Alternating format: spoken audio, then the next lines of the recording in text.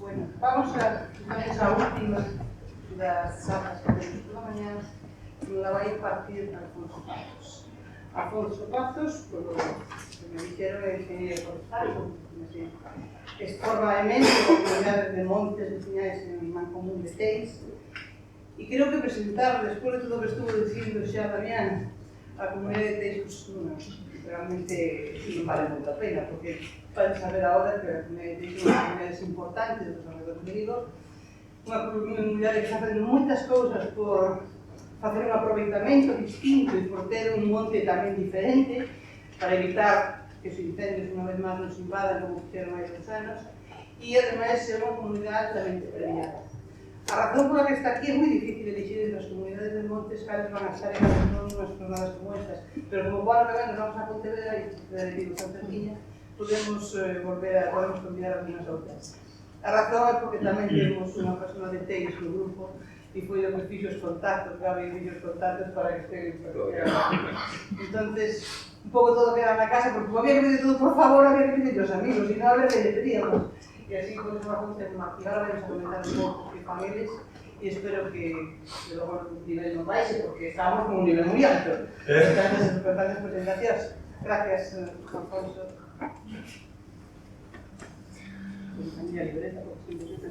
Bueno, bons días. De todo, gracias á organización por convidarnos e darnos esta oportunidade de mostrar o noso proxecto. Gracias aos asistentes tamén, para unha xornada desse tipo. Disculpar ante todo que, bueno, a presentación está en castelán por causas de problemas técnicos.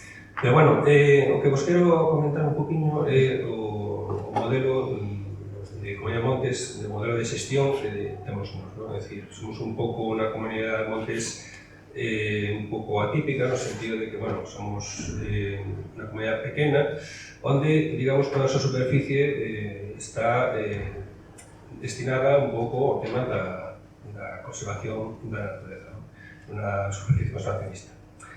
Entón, bueno, un pouco un caso un pouco singular, non? É dicir, agora hemos visto casos falando cousas un pouco xenéricas, agora vamos a cambiar un poquinho a escala e concretar algo pequenino, ¿no? Para que os fagades unha idea, a nosa comunidade pois, ten como unas 50 hectáreas, uns 40 e pico comunicos, ¿no? Pero bueno, vamos a empezar con a presentación. Bueno, un poquinho a ubicación, ¿no? É dicir, para que vos fagades unha idea, pois onde estamos, evidentemente todos conhecemos estas zonas, aquí nas Rías Baixas. Aquí temos unha imaxe un poquinho do monte, onde se ve pois a orografía complicada, un monte que ten bastante pendente. Está tirada pois de infraestructuras, non? Como podemos ver, non? Temos a autoestrada, hai campos de fútbol, hai un zoo, hai urbanizacións, é un monte pois claramente periurbano, non?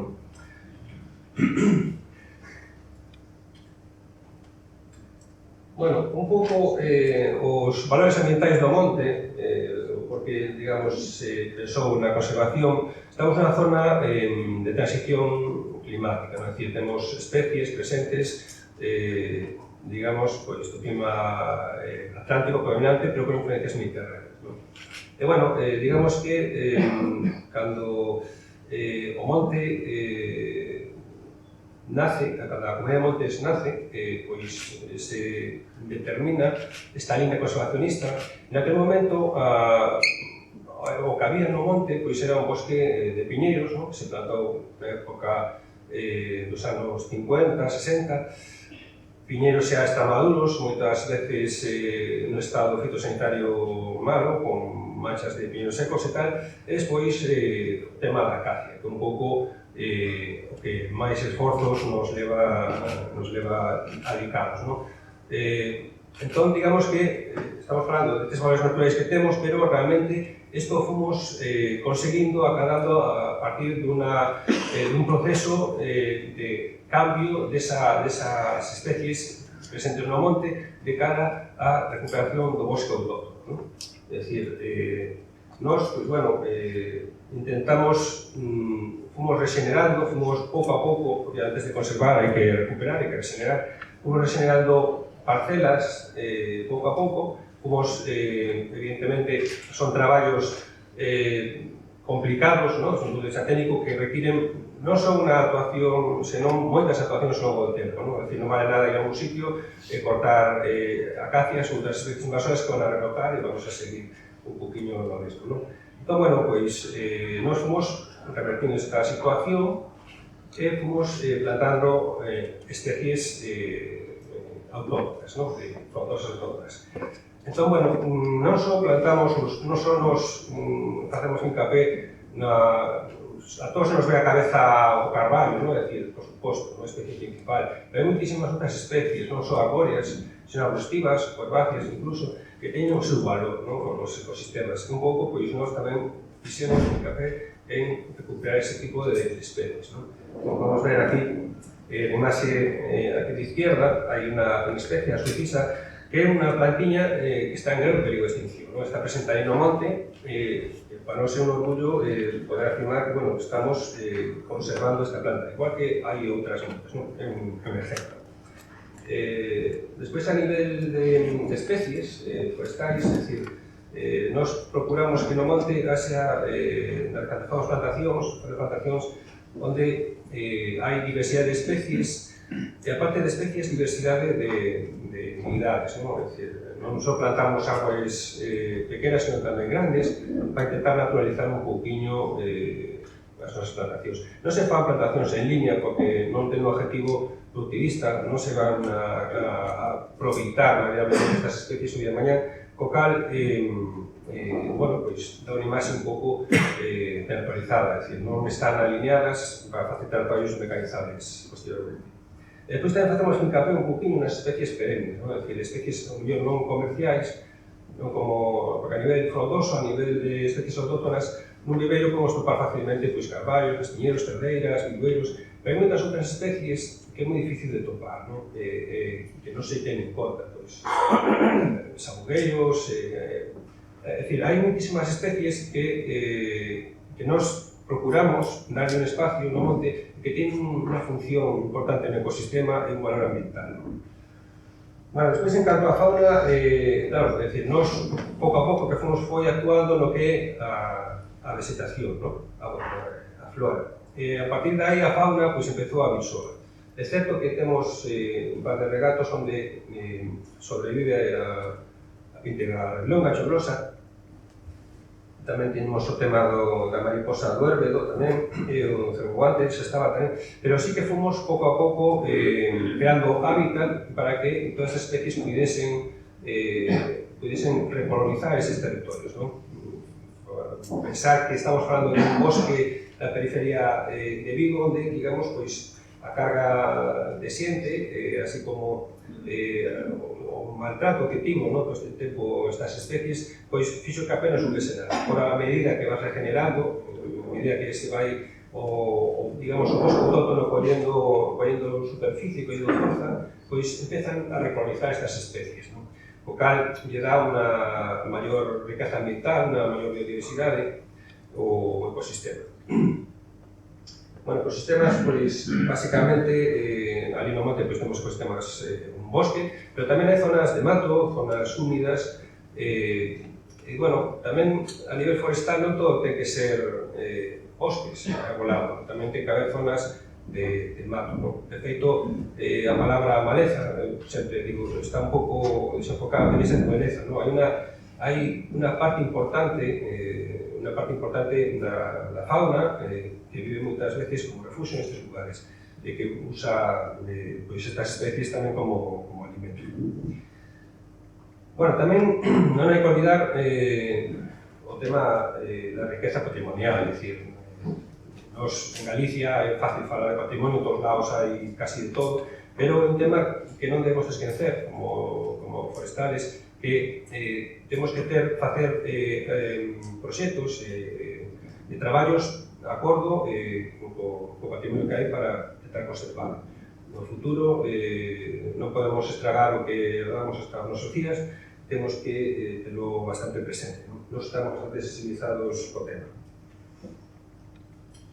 Bueno, un pouco xa dentro do que é a Comunidade de Montes, digamos que socialmente, pois a gobernanza da comunidade é dada por dous dous organismos, que é a Asamblea de Comuneros, que un pouco a que regula, a que manda, que definitivamente pois, as decisións importantes son as que se levan a cabo, e despois está a Xunta Rectora, que é un pouco un organismo que, digamos, máis áxil, que se reúne pois, cada pouquinho tempo e que toma decisións do día a día, decisións pois, menos importantes, ou, bueno, importantes tamén, pero do día a día, non tan trascendentales, non? Cando hai que tomar algo que vincule o futuro do monte, ou que vincule algo para, bueno, para o futuro, algo de peso, entón se recurre un poquinho a asamblea, non? Normalmente estas asambleas son bastante tranquilas,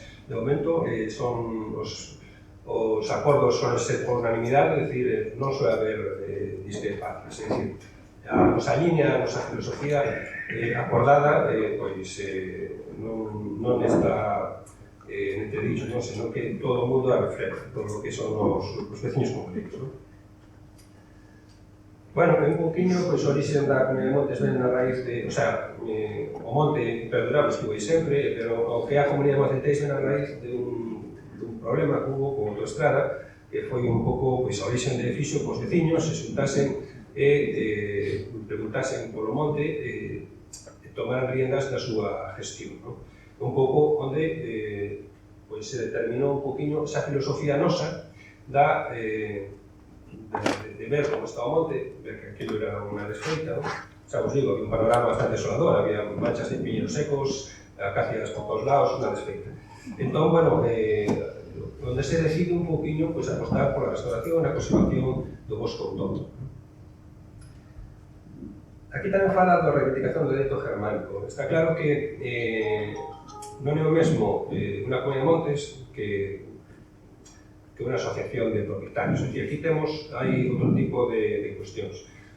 O dereito germánico é un pouco a vinculación que ten os vecinos comuneiros co territorio, non?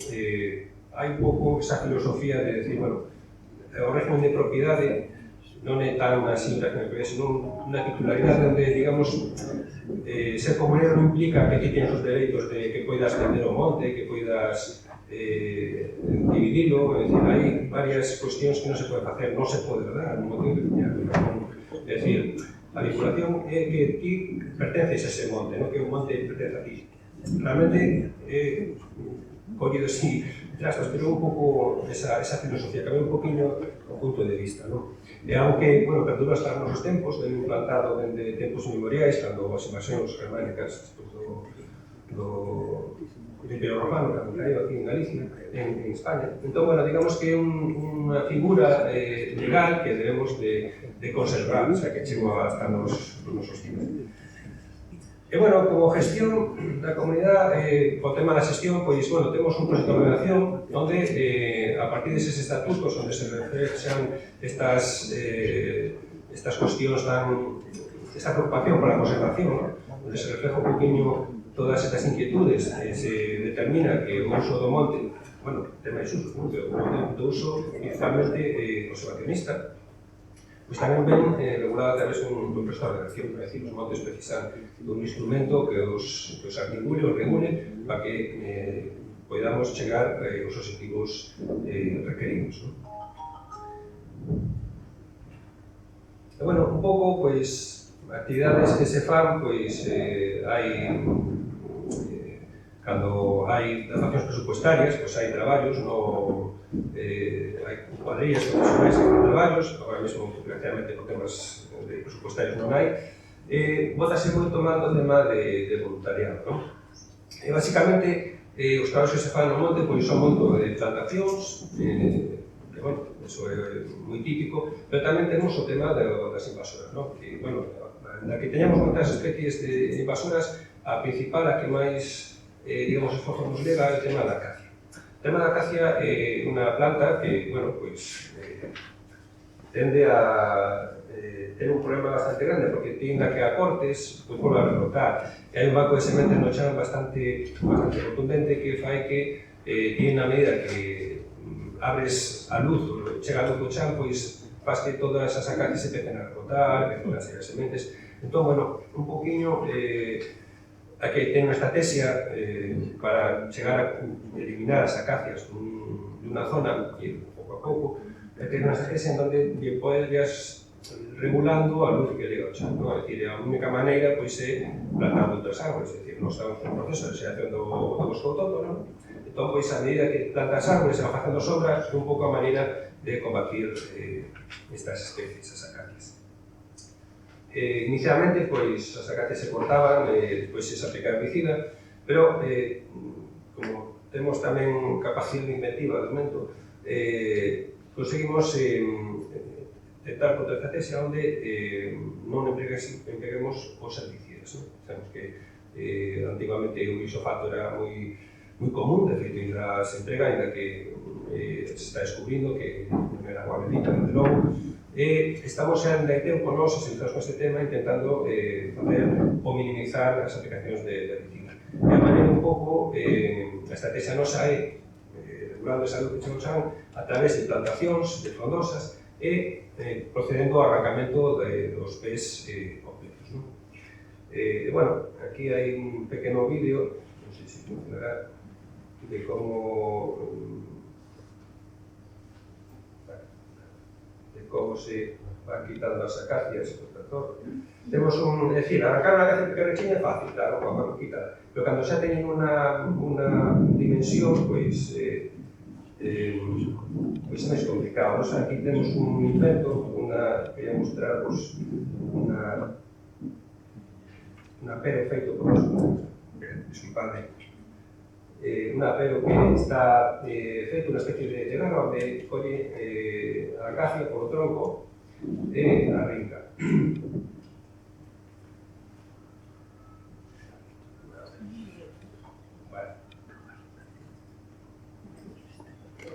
Bueno, igual é un tipo de prova técnico, pero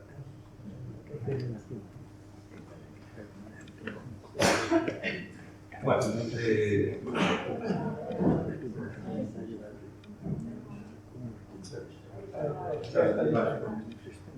gracias. Bueno,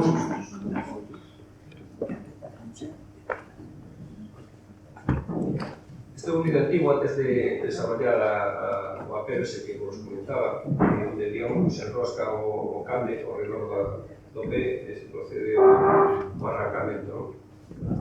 É dicir, parece un pouco lento, pero isto unha vez que se inventou este apero que fixemos, pois se perfeccionou a técnica, pois chega a ter un rendimento bastante grande e bastante útil.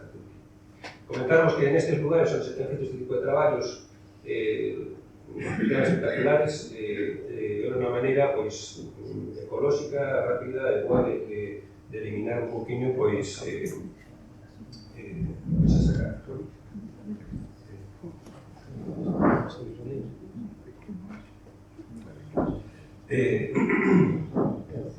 Bueno, tamén, evidentemente, como os comentaba, non só hai un uso de conservación, é dicir, hai preocuparnos moito o tema da educación ambiental, entón, pois, nós participamos en cantidad de foros onde se pode facer formación tanto de escolares como institutos, e incluso chegamos a ter convenios con escolas de formación profesional, de ciclos forestais, bueno, vamos dentro das nosas posibilidades axudando nos colexios a través de un programa social, porque entendemos que é fundamental, apostar polas novas xeracións, onde se van aos colexios e les dan charlas formativas, se explica un pouco do monte, e despois se leva a dar un paso interpretativo. É dicir, damos, a comunidade ten como 22 anos de antigüidade e levaremos, o mellor, 14 anos facendo este tipo de proxectos, este tipo de actividades. Han pasado xa escolas, institutos, etc. Temos, xa vos digo, convenios con moitísimas entidades onde se fai esta posta en valor da educación ambiental. Incluso, chegamos a non só a educación ambiental, sino tamén participar de temas, digamos, máis científicos, é dicir, agora temos un convenio que non sei tamén, entón, tentamos as cousas que facemos, darlle un soporte técnico, cuantificarlo, que pode ser aplicable en outros sitios. Toda a nosa experiencia que temos de eliminación de acacias, que bueno, pode extender outras especies, a nosa Melanosidium, pero en outros sitios hai outras especies. A nosa idea é divulgar todo o ben que facemos ou o mal que fixemos, para que a xente non vá cometer eses erros, e que as entidades poidan poder recuperar e xenerar os contactos aquelas que teñen sensibilidade que quieran facer. Bueno, tamén traballamos con custo de territorio, o monte comunal noso é un monte pequeno, e topábamos en que na periferia do monte había parcelas privadas que estaban abandonadas, en donde, por tema das invasoras, chegamos a un momento en donde nós estamos mellorando o ecosistema dun lado do muro ou dun marco, e do lado de lá tiñamos unha despeita. Entón, chegamos a facer acordos privados con particulares de xeito que onde gestionábamos un poquinho eses terrenos.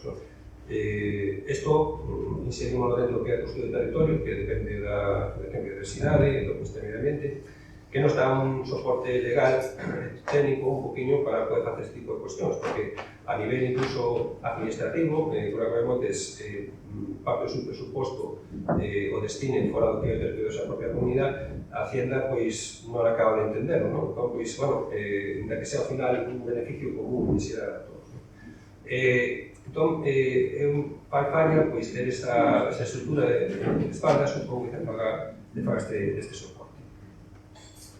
De todos xeitos, é dicir, o seu territorio interno moi amplio, nos, ainda que somos entidade custodiadora, tampouco temos unha superficie enorme, ten en conta que somos pequenos e as nosas limitacións presupuestarias e os recursos económicos e humanos son bastante limitados, pero facemos o que podemos. Bueno, canto a amenazas, un pouco, xa falamos do tema das especies invasoras, das acacias. Principalmente, hai outras, agora mesmo está a erva da palma sendo bastante latente no que é o monte, hai outras especies, arbóreas, herbáceas incluso, pero, xa vos digo, o noso principal adicación de esforzos, o noso principal problema é a acacia Melanosidium na acacia real. Pois o tema de lumes, bueno,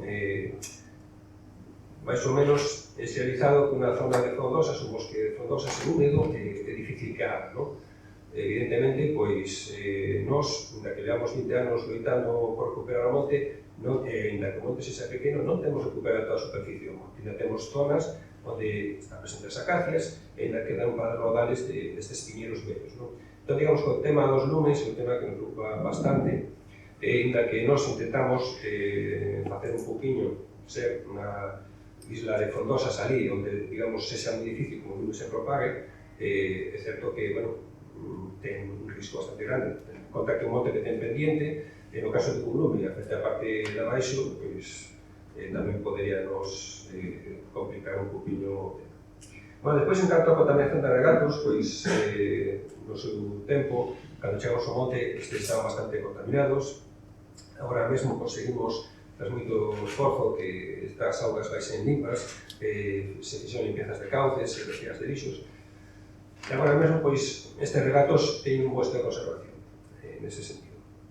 Pois o tema da sobrecarga urbanística, bueno, temos un monte periurbano, xa nesa imaxe inicial, que se usou urbanización, é dicir, está moi cercado, está rodeado prácticamente de infraestructuras, o cal tamén, bueno, as líneas eléctricas tamén, por certo, un tema interesante, porque as líneas eléctricas tamén unha infraestructura que corta o monte, é dicir,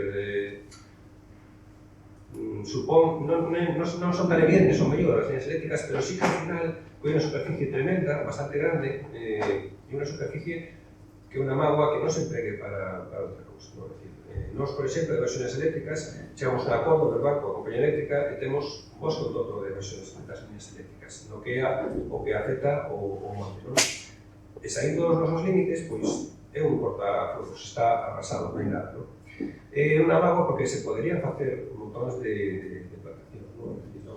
Tocando ao monte, se podría plantexar historias como plantar algún tipo de árbore ou cultivo que pudese ser productivo e que non medraba moito na altura, é dicir, ao fin e ao cabo teñen expropiado o bo laborio, bueno, as bases onde están as torretas, pero o bo laborio que teñen. Se temos algún tipo de cultivo, imaginamos maceiras ou calquer outra planta que pudese dar un beneficio, pois é moi interesante. O sobrecarga de visitantes ben dado polo tema das infraestructuras tamén, é dicir, se tes infraestructuras que te leva xente facilmente, pois habrá moita xente que chega hasta ali. Entón, bueno, isto produce o típico, pois, que xa lixo, que xa un montón de problemas. Pero, bueno, tamén o uso, o mal uso, digamos, do disfrute do monte, non? Despois de xente que se mete con motos polo monte, con quads, que deslocan zonas onde está en el proceso de regeneración, zonas que hoxe, pois, non pasea demasiado en outras épocas da evolución natural do bosque, pero nos primeiros momentos pois, fan bastante dano, non? Bueno, despois tamén temos problemas administrativos, datos económicos, incertidumbre, bueno, en fin, hai un montón de problemáticas, pero estamos intentando solventarlas. E como fortalezas ou oportunidades, pois, digamos que temos en sí misma o que é a propia comunidade, non? É dicir, o que é o propio monte, as súas características, a súa idiosincrasia, tal como se está recuperando, que é algo que vale a pena conservar, desde o noso punto de vista. Temos a propia comunidade, que a través da súa gobernanza, a través da súa asamblea de comuneros, a través da súa secretaría, pois ten esa fortaleza para seguir loitando e para seguir intentar querer conseguir eses recursos económicos e o que precisamos para seguir nesta línea de gestión. Bueno, xa como final, porque creo que vamos a un poquinho xusto de tempo, o tema de que o tema das ICAs, que un pouco que estaba no título da exposición, digamos que nos explicamos un poquinho o tema das ICAs, os comentarei que as ICAs é un reconocemento da ONU a unha figura onde ten que cumplirse unha serie de tres partes fundamentais. Ten que darse tres circunstancias. É dicir, unha entidade ten que ter un territorio, ten que estar asociado a un territorio, neste caso sería un tipo comunal, o que decía unha común. Ten que darse o tema da gobernanza. As comunidades de montes, a gobernanza cumple perfectamente, porque casi todas deberán de ter unha asamblea de comuneros que goberne a comunidade, unha xunta directiva que o articule. E despois o tema da conservación, non? En Montes de Teis, concretamente, xa vos digo que dedica toda a súa superficie a conservación, a regeneración e posterior conservación da natureza, do seu autóctono, entón, digamos que cumple perfectamente estes requisitos, o cal foi declarada ICA e ten ese recoñecemento da ONU. Hai moitas outras entidades, decir, aquí en Galicia, pois hai máis entidades que teñen este reconocimento, que temos a Comunidade de Montes Veciñal de Couso, tamén o Acadó, porque, ainda que nós non teñemos unha parte productiva, só temos conservación, hai outras comunidades que é perfectamente lícito, é normal e lógico que teñan máis superficie que teñan a parte productivista. Entón, digamos que máis ben se premia un pouquinho esas comunidades que teñen esa sensibilidade e queren subarse un pouco o cargo de apostar por un futuro de Asia bosque autóctono. Que nos aporta o das ICAs? Pois simplemente un reconhecemento, un reconhecemento dado. Supostamente debería de aportarnos, espero que a Comunidade nos aporte unha figura de protección, porque claro, nos estamos, digamos, regenerando un bosque, facendo un monte bastante unos valores ambientais, pero, claro, pode o día de mañá non ten ninguna figura de protección, pode o día de mañá, pois, recalificarse estes terrenos e destruirse, bueno, entón, pois, nós o que pretendíamos un pouco era habilitar de cara ao futuro este proxecto no que levamos involucrados e loitamos por 3 anos. Entón, quixéramos, entendemos que o día de mañá, pois, este é un tema moi embrionario, así que se está nacendo, entendemos que o día de mañá, pois, sexa unha figura de protección. De feito, noutros países, as propias leis estatais pois regulan isto e fan que unha entidade, cando este reconhecida con este reconhecimento, pois teñe esa figura automática de protección. Nos espero que algún día a teñamos, non? Porque recursos económicos, de momento, ainda non o tema está catalogado como ICA, ainda non hai, supoño, algún día pode ser que bueno, de momento, é o que hai. E, bueno, en principio, nada máis, non se pagos de tempo, pero... Está ben? Gracias.